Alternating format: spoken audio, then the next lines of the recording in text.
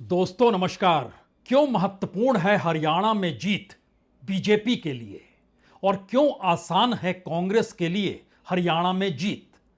ये सवाल शुरू से चलता रहा है और हर कोई ये मानकर चलता रहा कि दरअसल प्रधानमंत्री मोदी और अमित शाह जिस बिसात को हरियाणा में बिछा रहे हैं उसमें तीसरी बार जीत नामुमकिन है। और दूसरी तरफ भूपेंद्र सिंह हुड्डा, उनकी अपनी सियासत, अपनी राजनीतिक जमीन, अपना वोट बैंक। और इसी दौर में राहुल गांधी का देश भर में भारत जोड़ो यात्रा या न्याय यात्रा के साथ साथ संविधान का सवाल, आरक्षण का सवाल, जातीय जनगणना का सवाल कांग्रेस को एक नई धार दे गया। लेकिन हरियाणा चुनाव में ऐसा क्या हो चला है जो आपको चौंका सकता है? राजनीतिक तौर पर तो हर कोई यह मानकर चलता रहा कि दरअसल कांग्रेस के लिए यह एक केक वॉक है, यानी एक आसान जीत है। लेकिन दिल्ली में जो लोग बैठते हैं कांग्रेस के हेडक्वार्टर में या फिर दिल्ली में बीजेपी के हेडक्वार्टर में भी बैठते होंगे और उस दौर में वो बैठे होंगे जब टिकटों का वितरण हो रहा था। उस दौर में किसी भी हरियाणा के उम्मीदवार, नेता या टिकट पाने या ना पाने वाले से अगर आप कोई भी चर्चा करते तो यही कहता कि आखिर सभी एक हैं। सभी जानते हैं कि अपनी राजनीतिक जमीन को बनाए रखना है और यह एक पारंपरिक राजनीति रही है जिसमें अपनी राजनीतिक जमीन बनाए रखने के लिए विपक्ष या विरोधी के साथ भी तालमेल बैठाना पड़ता है। यानी तुम्हारे 4 उम्मीदवार, उनके खिलाफ हम कमजोर कैंडिडेट को खड़ा करेंगे और हमारे 4-5 उम्मीदवारों के खिलाफ आप कमजोर कैंडिडेट को खड़ा करेंगे। राजनीतिक तौर पर यह एक ऐसी परिस्थिति होती है जिसमें जो नेता इस सौदेबाजी के दायरे को खेल सकने में सक्षम हो जाता है, फिर मुख्यमंत्री पद की राह उसके लिए आसान होती है, या कहें अपने राजनीतिक कद को बरकरार रखना उसके लिए आसान होता है। तो क्या हरियाणा में यही खेल हुआ है? यह पहला सवाल है। दूसरा सवाल इस दौर में कहीं बड़ा है, क्योंकि दिल्ली में बीजेपी की सत्ता यानी मोदी शाह इस बात को बाखूबी जानते हैं। इस देश में जहां जहां पैसा है, वो चाहे हैदराबाद में हो, चाहे बेंगलोर में हो, चाहे मुंबई में हो, इस कतार में हरियाणा का गुरुग्राम भी है, दिल्ली से सटा हुआ है और बड़ी तादाद में वहां पर कॉरपोरेट की मौजूदगी है। तो पैसा इस तर्ज पे कॉरपोरेट से निकलवाना होगा और उनके जरिए लगाना भी होगा, चुनाव से पहले और चुनाव के बाद भी। यानी चुनावी परिणाम कुछ ऐसा आ जाए जिसमें चंद विधायकों के इधर से उधर होने पर सत्ता अपने अनुकूल की जा सकती हो तो फिर पोटली खोल दीजिए, क्योंकि गुरुग्राम बड़ा मायने रखता है। और इस दौर में बेंगलोर गंवा चुके हैं, हैदराबाद गंवा चुके हैं, मुंबई गंवाने की परिस्थितियों के बीच अटके हुए हैं, इसीलिए वहां पर बीएमसी का चुनाव कराते नहीं हैं। और अब सवाल गुरुग्राम का है, हरियाणा का है। और इस दौर में नोएडा में भी तो कमजोर हुए हैं, क्योंकि लोकसभा चुनाव में जो कुछ हुआ, जिस तर्ज पर हुआ, बीजेपी ने जितनी सीटें गंवा डाली उसके बाद उसकी साख तो कम हुई है। लेकिन अब कॉरपोरेट के लिए भी जीवन मरण का सवाल है और उसकी शुरुआत हरियाणा के चुनाव परिणाम से होने वाली है। तो कॉरपोरेट की पूंजी भी इस चुनाव में झोंक दी जाएगी, यह सवाल दूसरा है। और तीसरा सवाल कहीं बड़ा है। यह चुनाव तो होना था 10 बरस की सत्ता जो बीजेपी की रही, जिसमें 9.5 बरस या कहें 9 बरस कुछ महीने, 2 महीने तकरीबन खट्टर की सरकार रही, मनोहर लाल खट्टर, जो प्रधानमंत्री मोदी के करीब, और कोई जानता समझता नहीं था कि वो एक झटके में मुख्यमंत्री ना सिर्फ बन जाएंगे बल्कि दूसरी बार भी वही मुख्यमंत्री बनेंगे। और उनको हटाने की कवायद हर कोई जब करने लगेगा बीजेपी के भीतर से भी, तो भी वह मुख्यमंत्री बने रहेंगे। और आखिरी क्षणों में जब उन्हें हटाया गया तो ऐसे साफ किया गया कि प्रधानमंत्री की पहली रैली कुरुक्षेत्र में होती है, लेकिन उस मंच पर खट्टर का चेहरा कहीं दिखाई नहीं देता है, पोस्टर में भी नहीं। यह तीसरा सवाल इसलिए महत्वपूर्ण है क्योंकि अब सवाल इस तीसरे सवाल से जो जुड़ा है कि 10 बरस की सत्ता के बाद भी एंटी इनकम्बेंसी अगर नहीं चली हरियाणा के भीतर, या इस दौर में राजनीतिक तौर की परिस्थितियों ने कुछ ऐसा उभार ले लिया जिसमें पूरा चुनाव जातीय समीकरण या उम्मीदवारों के इर्द गिर्द आकर सिमट गया और इस पूरे खेल में जो टिकट बांटने का खेल हुआ और अपने अनुकूल अपने उम्मीदवारों को खड़ा करने का खेल हुआ, उसमें होना तो यह चाहिए था कि एक तरफ बीजेपी है और बीजेपी वर्सेस ऑल हो जाए, लेकिन मामला उलट गया। मामला हुडा वर्सेस ऑल हो गया और यह इतने सलीके से हुआ कि किसी को पता ही नहीं चला कि आज जब नाम वापस लेने की आखिरी तारीख है तो खुलकर यह बात सामने आ जाएगी। सिरसा से बीजेपी का उम्मीदवार इसलिए अपने आप का नाम वापस ले लेता है क्योंकि वहां पर जो गोपाल कांडा हैं एचएलपी के, वह चुनाव लड़ रहे हैं और उनको समर्थन आईएनएलडी यानी अभय चौटाला कर रहे हैं। यानी दोनों एक साथ खड़े हैं। इनका उम्मीदवार हारना नहीं चाहिए तो बीजेपी ने अपना उम्मीदवार वापस ले लिया और इस वक्त हरियाणा की राजनीति हुडा वर्सेस ऑल की दृष्टि में आकर टिक गई है क्या? और हुडा का मतलब यह भी है कि कांग्रेस वर्सेस ऑल है क्या? जी नहीं, इसमें आपको एक लकीर खींचनी होगी क्योंकि कुमारी शैलजा भी मुख्यमंत्री बनना चाहती हैं और कुमारी शैलजा जिस समाज से आती है उस समाज को लेकर बिगड़े बोल कोई दूसरा नहीं बल्कि कांग्रेस के भीतर से ही, जो कि भूपेंद्र सिंह हुडा के करीबी होंगे, उन्होंने इस दौर में छेड़ दिया और यह आवाज फैलती चली गई और कहा गया कि देखिए, दलित समाज के भीतर में कहीं ना कहीं यह जो बात निकल कर आ रही थी कि वो सभी जाट समुदाय के साथ खड़े होंगे और 4 वोट बैंक कमाल कर देंगे और इसके बाद कांग्रेस जीत जाएगी, तो क्या वो स्थिति गड़बड़ा गई? जाट, दलित, सरदार और अल्पसंख्यक यानी मुसलमान, यही 4 समुदाय के इर्द गिर्द ताना बाना बुना गया। लेकिन मौजूदा वक्त का सच क्या है? सच यह है कि जाट वोट बैंक के इर्द गिर्द हुडा की पूरी राजनीति सिमट गई और वो मानकर चले कि माइनॉरिटी साथ होगी, दलित साथ होगा। दलितों के भीतर वोट बंटते हुए दिखाई देने लगे। सवाल उनके भीतर किसी दूसरे को लेकर नहीं, कांग्रेस को लेकर उठने लगे। उम्मीदवारों की फेरिस्त में आज यह जानकारी खुलकर आई कि कितनी बड़ी तादाद में कहां कहां से जाट उम्मीदवार कांग्रेस के जाट उम्मीदवार के पैरेलल में खड़े हैं या उन्हें हराने के लिए खड़े हैं। यह भी बात निकल कर आई कि कहां पर बीजेपी अपने उम्मीदवारों को कमजोर पक्ष में खड़ा करते हुए हुडा की टीम के कुछ उम्मीदवारों को जिता देगी क्या, और दूसरी तरफ कांग्रेस क्या अपने कमजोर उम्मीदवारों के जरिए बीजेपी को जिता देगी क्या? ये सारे सवाल मौजूदा वक्त में इसलिए बड़े हैं क्योंकि हरियाणा के चुनाव परिणाम के बाद दिल्ली की सांसें ऊपर नीचे होनी तय है, जिसका असर महाराष्ट्र चुनाव में पड़ेगा, जिसका असर झारखंड में पड़ेगा और अब तो जिसका असर दिल्ली में भी पड़ने वाला है। और दिल्ली में मुख्यमंत्री पद से इस्तीफा देने के बाद हरियाणा की गलियों में आपको अरविंद केजरीवाल नजर आने वाले हैं कल के बाद से। यानी जिस आम आदमी पार्टी के साथ चुनाव हो रहा था उसके संबंध जो बन रहे थे कि कहीं गठबंधन हो जाए, वह भी टूट गया। तो आइए आज बात शुरू करते हैं। बात तो शुरू करनी चाहिए सिरसा में। जिस उम्मीदवार ने अपना नाम वापस लिया, वो उम्मीदवार क्या कहता है, उस पार्टी के नेता क्या कहते हैं, क्यों ऐसी जरूरत पड़ गई कि जो 10 बरस तक बीजेपी सत्ता में है अब वो मानकर चल रही है कि वो हार जाएगी, तो उसने एक नई व्यूह रचना रची जिसमें दूसरे तमाम पॉलिटिकल पार्टीज को वो समर्थन करे, ठीक वैसे ही जैसे दूसरे राजनीतिक दलों से आए तकरीबन 3 दर्जन के लगे हुए उम्मीदवारों को टिकट बीजेपी ने दे डाला है, क्योंकि उसे भरोसा है वह कहीं ना कहीं बेड़ा पार लगा देंगे और उनके अपने बीजेपी के उम्मीदवार बेड़ा पार नहीं लगा पाएंगे, जिन्होंने 10 बरस तक जमकर मलाई खाई है। तो क्या बात सिरसा से शुरुआत की जाए और सिरसा की परिस्थितियों को जरा बीजेपी के उम्मीदवार के जरिए ही सुनिए। जाना साहब, आप भाजपा के प्रत्याशी थे सिरसा से, सुनने में आ रहा कि आपने अपना नामांकन वापस ले लिया। बिल्कुल ले लिया जी। क्यों लिया गया नामांकन वापस? ये हमारे जो भारतीय जनता पार्टी का संगठन है उनके आदेश से मैंने नामांकन पत्र भरा था, उनके आदेश से मैं वापस ले। कोई पार्टी का फैसला होता है और रोहतास जांगड़ा जो हमारे उम्मीदवार थे, आज नामांकन वापस लेने की अंतिम तिथि थी।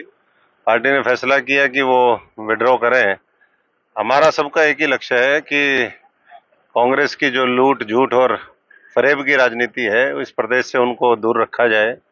कांग्रेस मुक्त आज देश चाहता है और मैं समझता हूं कि ये समर्पित परिवार है। पार्टी ने उनको उम्मीदवार बनाया, आज पार्टी ने फैसला लिया कि विड्रॉ करना है तो उन्होंने कर लिया। पिछले हरियाणा कई मायने में एक टेस्ट केस है कांग्रेस के लिए भी, क्योंकि कांग्रेस अक्सर सर्वे कराती है और जो जानकारी निकल कर आती है उसमें कहा गया कि दरअसल उम्मीदवार दर उम्मीदवार, कॉन्स्टिट्यूंसी दर कॉन्स्टिट्यूंसी कांग्रेस की एक टीम सर्वे करती है। वो टीम कांग्रेस में बड़ी प्रभावी है क्योंकि वह सर्वोच्च परिवार के करीब की है और वहां पर भी घालमेल हो गया, क्योंकि यह एक झटके की बात है कि जिसको टिकट देना है उसको टिकट दिया गया। सर्वे मायने नहीं रखता है, लेकिन बात आज ये नहीं है। आपने तो बीजेपी का खेल समझा कि वहां पर किस तरीके से उसे हार का डर है, तो अब वो उनका समर्थन करने को तैयार है जिनके साथ खड़ी नहीं है लेकिन अब खड़ी है। इस प्रक्रिया के भीतर आइए एक एक पन्नों को पलटिए। उकलाना और नारलौन, नारलौन और उकलाना में शैलेजा के खिलाफ बोल हुड्डा समर्थकों के निकले तो दलित वोट बैंक में एक दरार पड़ गई और कहा जाने लगा कि कांग्रेस के भीतर अगर कोई दलित मुख्यमंत्री बनना चाहता है तो उसको किस तरीके से हाशिए पर ढकेल दिया गया। अब यह बात कांग्रेस के लिए कितने अनुकूल कितने प्रतिकूल ये आप सोचना शुरू कीजिए।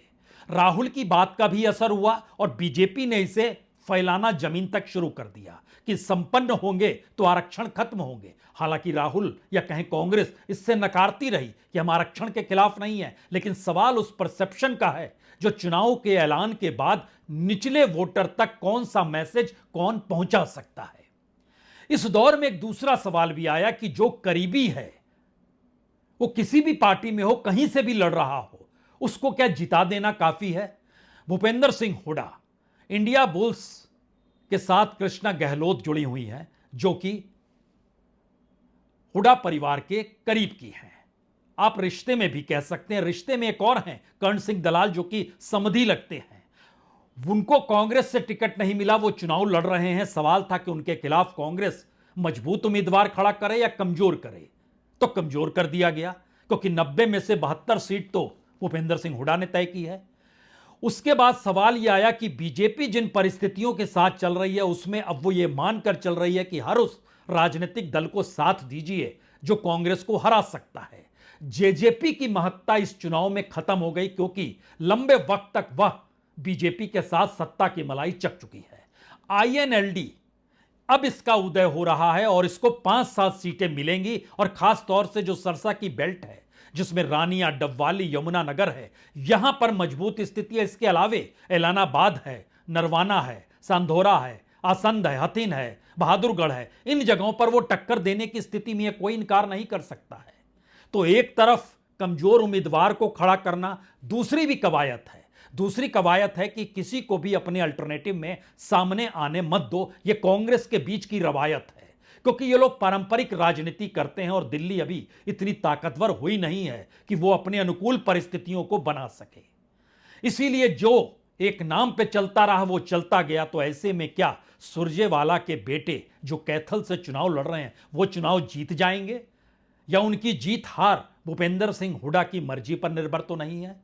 वीरेंद्र सिंह के लड़के विजेंद्र सिंह जो उचाना से चुनाव लड़ रहे हैं उनके खिलाफ बीजेपी के परवीन अत्री हैं। जाट बहुल इलाका है, परवीन अत्री खड़े हैं। अब क्या यहां पर परिस्थिति बहुत साफ है कि उचाना में विजेंद्र सिंह का जीतना नामुमकिन है क्योंकि हुड्डा नहीं चाहते हैं कोई भी नई पीढ़ी सामने आए जो राहुल गांधी के साथ कांधे से कांधा मिलाकर चले और आने वाले वक्त में तो मुश्किल हो जाएगी।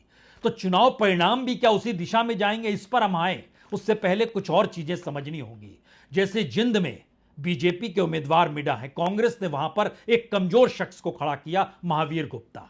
रईस आदमी है, पैसे वाले आदमी है, तो क्या आप कहेंगे पैसा देकर लड़ रहे थे? पता नहीं।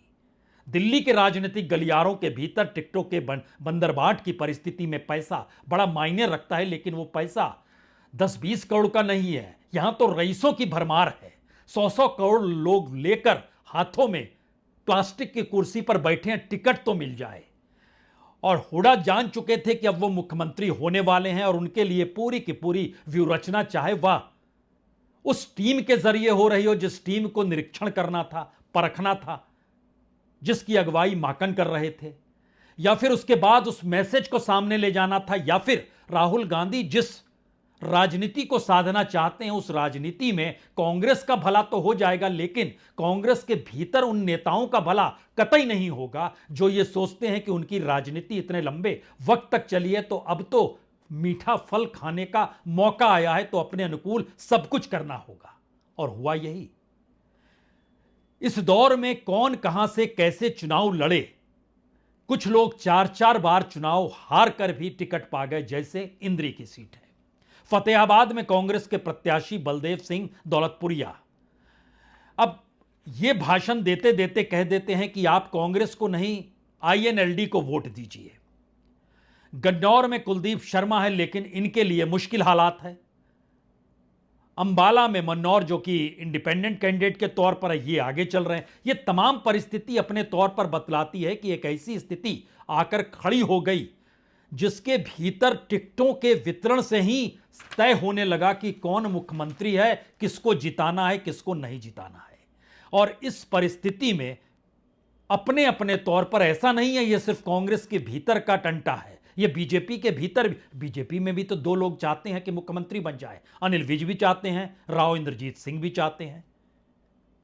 खट्टर जो पहले मुख्यमंत्री थे, हुड्डा जो अब मुख्यमंत्री हैं, दोनों अपने अपने दावों को अपने अपने तरीके से अपनी ताकत, अपनी पार्टी की ताकत, अपनी जीत को लेकर बताने से कतरा नहीं रहे हैं।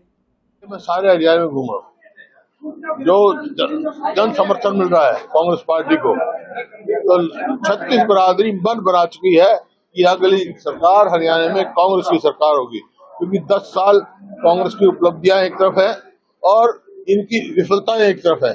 10 साल में प्रदेश को पीछे धकेलने का काम किया। जो जब अपने सरकार छोटी 2014 में प्रति व्यक्ति आय में, प्रति व्यक्ति निवेश में, कानून व्यवस्था में, नौकरी देने में, खेल और खिलाड़ियों में हरियाणा नंबर 1 था पूरे देश में। कांग्रेस जो है हार की तरफ आगे बढ़ रही है। आपने देखा होगा पिछले दिनों में हार के भय से वो गठबंधन के लिए बुला रहे थे, ये करो वो करो, लेकिन किसी पार्टी ने गठबंधन के लिए भी उनके साथ हाथ नहीं बढ़ाया। फिर भी छोटी छोटी पार्टियां उनको मिल गई, नाम देने के लिए उनको 1-2 पार्टियों से उन्होंने गठबंधन कर लिया, तो ये हार की निशानी है। अब दावे जो भी हो रहे हों, लेकिन हरियाणा की राजनीति का एक सच तो है, तकरीबन दर्जन भर सीट जो बीजेपी और कांग्रेस के बीच है, उसमें कांग्रेस ने समझौता बीजेपी के उम्मीदवारों को जिताने के लिए किया, बीजेपी के नेताओं ने कुछ समझौता कांग्रेस के उम्मीदवारों को जिताने के लिए किया। और हरियाणा की राजनीति के भीतर किसका कद बड़ा होगा या नहीं होगा, उससे कहीं ज्यादा है कि इतनी सीटें मिलनी चाहिए जिससे एक झटके में कोई ताकतवर ना हो जाए, यानी पार्टी ताकतवर ना हो जाए, नेता ताकतवर रहे। इसी के इर्द गिर्द सारी परिस्थितियां चलती चली जाती। और याद कीजिएगा तो जब टिकटों को लेकर था तो कांग्रेस के जो वहां के पर्यवेक्षक कहिए, वहां की जिनको जिम्मेदारी गई थी, बावरिया साहब अस्पताल में थे। ऐसी बड़ी परिस्थिति आती है कि कौन कहां अस्पताल में है। इंद्री से जिस कांग्रेस के उम्मीदवार को टिकट दिया गया वह भी अस्पताल पहुंच गया कि कुछ सहानुभूति तो मिल जाए मेरे पक्ष में। इन परिस्थितियों के भीतर अगला सवाल यह भी है, क्या वाकई ऐसी स्थिति आ गई है जहां पर जाट वोट बैंक बिखर रहा है, दलित वोट बैंक टूट रहा है? किसानों के साथ कमोवेश हर बिरादरी जुड़ी हुई है। ऐसा नहीं है कि वो सिर्फ जाट हैं या वो सिर्फ किसी दूसरी जाति विशेष के हैं। अगर आप ध्यान दीजिए तो बीजेपी ने इसीलिए हर जाति विशेष को टिकट दे दिया। कांग्रेस ने 26 जाट उम्मीदवार खड़े किए, बीजेपी ने 16 किए, क्योंकि वो जानती थी कि परिस्थितियां अनुकूल नहीं होंगी। जाट वोट बैंक को लेकर वो हुड्डा के साथ जाएंगे, लेकिन जानकर हैरत ना हो कि बीजेपी और इंडिपेंडेंट जाट कैंडिडेट्स जो खड़े हुए हैं उनकी संख्या 28 है, जिनका समर्थन बीजेपी को है कुछ जगहों पर, कुछ अपने ही लोगों को हराने के लिए हुड्डा साहब का भी समर्थन होगा, यह भी आपको नजर आएगा। और उसके बाद जब बढ़िएगा तो हमें लगता है कि बीजेपी की उस स्ट्रेटजी को समझिए। ओबीसी को 22 टिकट, जाट 16 है, शेड्यूल कास्ट 17 जिसमें जाटव 8 है, वाल्मीकि 4 है, और शैलजा की कांग्रेस में चल नहीं रही है। ब्राह्मण समुदाय 11 है, लेकिन ब्राह्मण समुदाय को कांग्रेस ने कम टिकट दिए हैं। पंजाबी 11 है, कब दी है कांग्रेस ने। वैश्य को 5 टिकट दी है, जो पूरा वोट बैंक बीजेपी को लगता है उसके साथ आएगा। विश्नोई को 2 टिकट दिए हैं, राजपूतों को 3 टिकट दिए हैं, रोड समाज को 2 दिए हैं, जाट सिख को 1 दिए हैं, मुस्लिमों को 2 दिए हैं, जो ओबीसी के दायरे में ही आ गया, जिसमें हमने बताया। इन सब में अहिर 7 है, गुज्जर 6 है, सैनी 2 है, खाती, बैरागी, कंबोज, कश्यप कुमार, सबको 1-1 टिकट दिया गया है। और इस पूरी परिस्थिति में बीजेपी की पूरी स्ट्रेटजी यही रही कि किसी भी तरीके से यह चुनाव भूपेंद्र हुड्डा के इर्द गिर्द आकर सिमट जाए और हर कोई यह बताने लगे कि वही मुख्यमंत्री बनने वाले हैं। और अब जो मुख्यमंत्री बनने वाला है उसको मुख्यमंत्री ना बनने देने की रणनीति और राजनीति को अब आप संभाल लीजिए। और इसीलिए दिन के उजाला हो, रात के अंधेरे हो, गांव में विरोध शुरू हो रहे हैं, उम्मीदवारों के शुरू हो रहे हैं। मसलन बीजेपी के उम्मीदवार सुनील सांगवान जब ये चरखी दादरी पहुंचे तो यहां पर विरोध शुरू हो गया। देख लीजिए।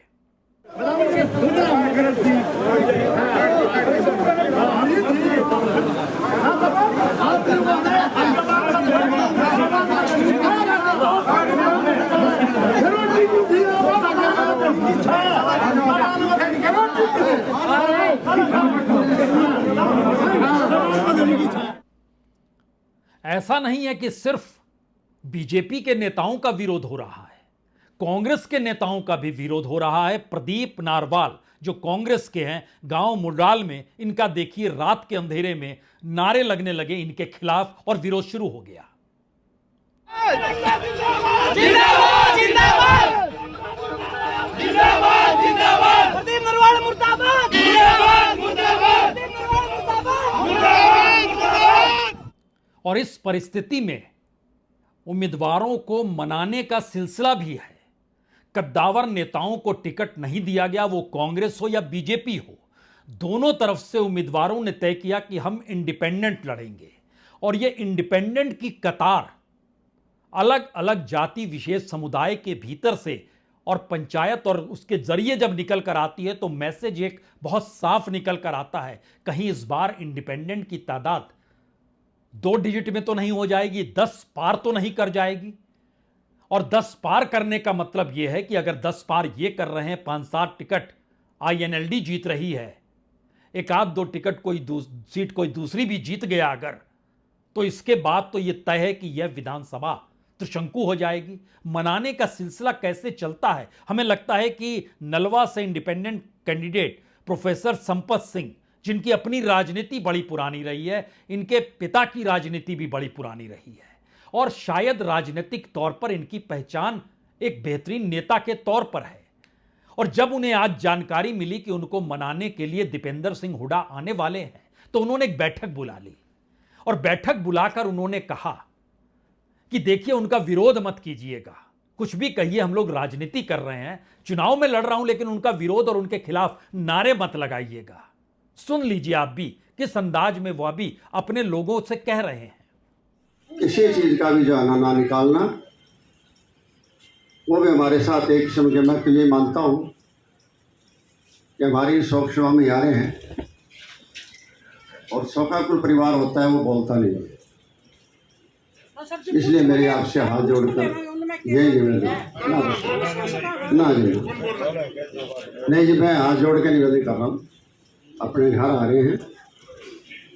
अब बातें अपन सारी कर ली, बहुत कुछ हो लिया, बहुत कुछ।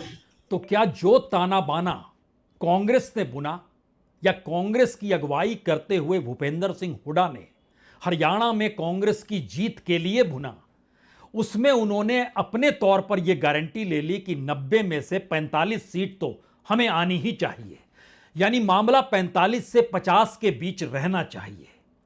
लेकिन यह अंदाजा क्या उनको उस वक्त नहीं था? और ये मानकर चल रहे थे कि बाकी चीजों को लेकर अगर वो समझौता करेंगे भी तो भी उनका कद मुख्यमंत्री तक ले ही जाएगा।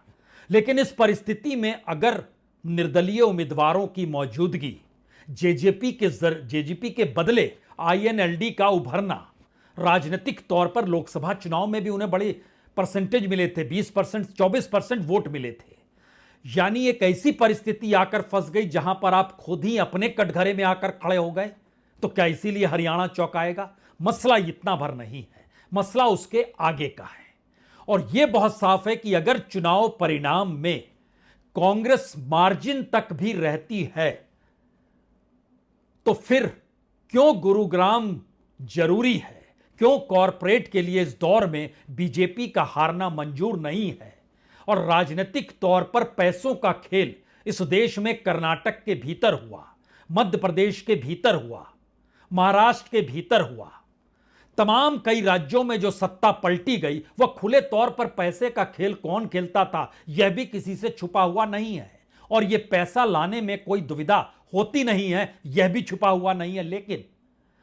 लेकिन विपक्ष के तौर पर कांग्रेस या दूसरी पॉलिटिकल पार्टीज की पैसे की पाइपलाइन आईटी, सीबीआई और ईडी ने उन तमाम बिजनेस धंधे करने वालों के जरिए काट डाली। और यह मैसेज बहुत साफ दिया कि आपने अगर राजनीतिक तौर पर कोई भी फंडिंग इस रूप में की जो हमारे खिलाफ जा रही है तो फिर आप सोच लीजिए। यह मैसेज अपने आप में इसलिए बड़ा है क्योंकि चुनाव से पहले कितनी पूंजी कैसे लगेगी इस बार तय होने लगा है कि उससे ज्यादा पूंजी ज्यादा बेहतरीन तरीके से चुनाव के बाद निकले लगेगी। क्योंकि हरियाणा के चुनाव जो चुनाव के ऐलान के साथ नजर आ रहा था या जो परिस्थिति थी वह आज की तारीख में बदल चुकी है।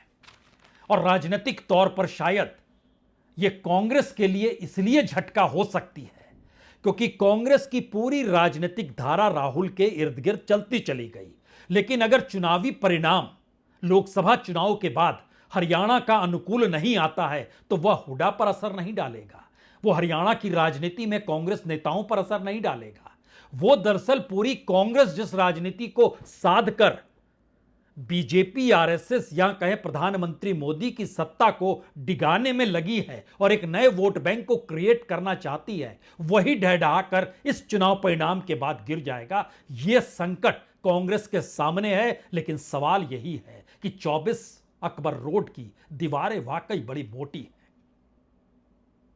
आवाज अंदर बाहर जाती तो है लेकिन दिन के उजाले में और रात होते होते वही नेता तस्वीरों को अलग अलग बैठकों के जरिए और टिकटों के आसरे बदलते चले गए। तो अब हरियाणा में तो खुला खेल राजनीतिक तौर पर नायाब तरीके से शुरू हो चला है। परिणाम जो भी हो, लेकिन यह मैसेज उस राजनीति के लिए खतरनाक है जो एक ही पार्टी के भीतर रहकर दो दिशा में चलना चाहती है। बहुत बहुत शुक्रिया, बहुत बहुत शुक्रिया।